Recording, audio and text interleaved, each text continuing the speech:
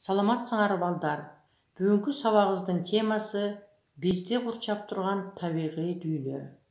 Бүгүнкү сабакта балдар бизди курчап турган табигый дүйнө менен таанышасыңар. Жандуу жана жансыз жаратылыш, табигый жана жасалма нерселерди билесиңер. Ошондой эле балдар жандуу жаратылышка байкоо жүргүзгөндү үйрөнөсүңөр.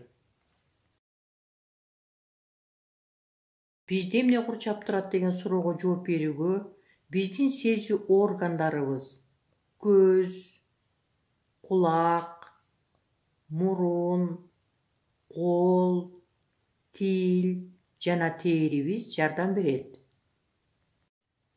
Көзүбүз менен жаныбарларды жана өсүмдүктөрдү, күндүн батышын, көлдөгү, дарыялардагы сууларды, асманда учуп бара жаткан канаттууларды жана башкаларды көрөбүз.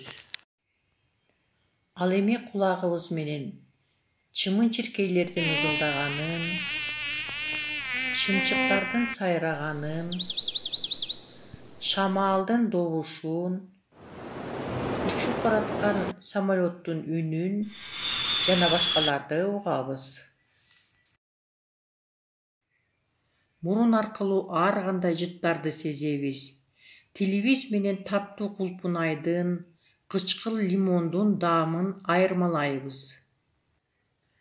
Биз эмнени көрүп турсак, уксак, жытын сезсек, ошонун баары табияттын материясы.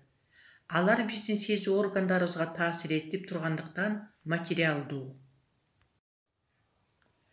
Биздин айланабызда миңдеген нерселер бар. Бизди курчап тургандын баардыгы нерсе деп аталат. Нерселер табигый жана жасалма болуп бөлүнөт. Табигый нерселерге топурак, тоо, таш, кум, өсүмдүк жана башкалар келет.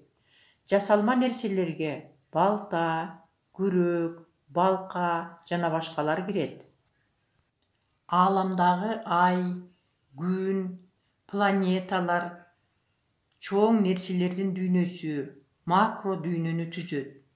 Ошондой эле жаратылышта абдан майда нерселер да бар.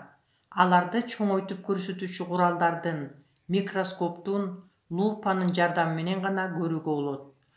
Булар микро дүйнөнү түзүшөт. Жаратылыш жандуу жана жансыз деп бөлүнөт. Жандуу жаратылышка өсүмдүктөр, жаныбарлар, курт-кумурскалар, адам баласы кирет. Алар туулат, тамактанат, өсөт, көбөйөт, жок болот.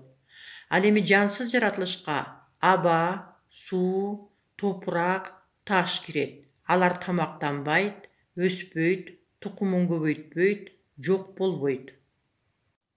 Анда эмесе ушун менен сабагыбыз соңуна чыкты. Үйгө тапшырма. Бизди курчап турган деген сөздү кандайча түшүнөсүңөр? Табият, жаратылыш, дүйнө деген терминдин мааниси кандай? Табигый нерсе менен жасалма нерселердин айырмасы кандай? Жандуу жана жансыз жаратылыштын айырмасы эмнеде? Ушул суроого жооп бересиңер.